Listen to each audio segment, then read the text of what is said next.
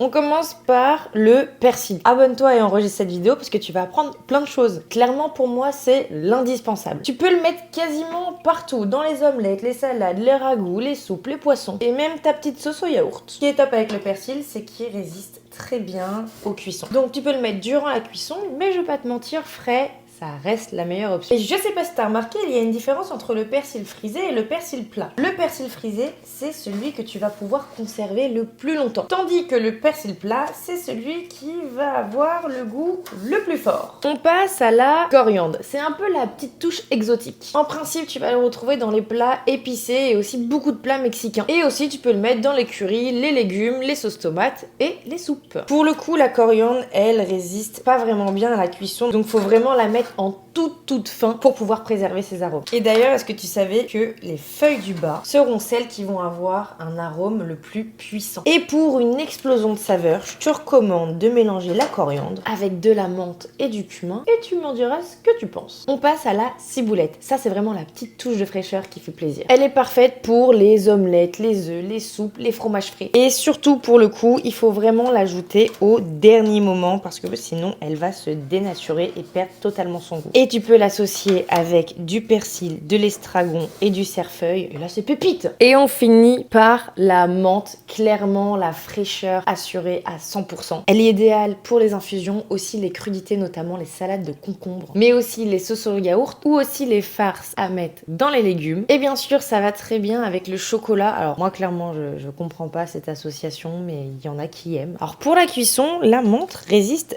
peu à la chaleur. Comme d'habitude, les mettre à la fin de la cuisson de votre plat. Et pour des alliances parfaites avec d'autres aromates, je te recommande de mélanger la menthe avec du persil, de l'ail, du piment ou de la coriandre. Et là, maintenant, tu peux pas me dire que tes plats auront toujours le même goût parce que tu as beaucoup trop de variétés.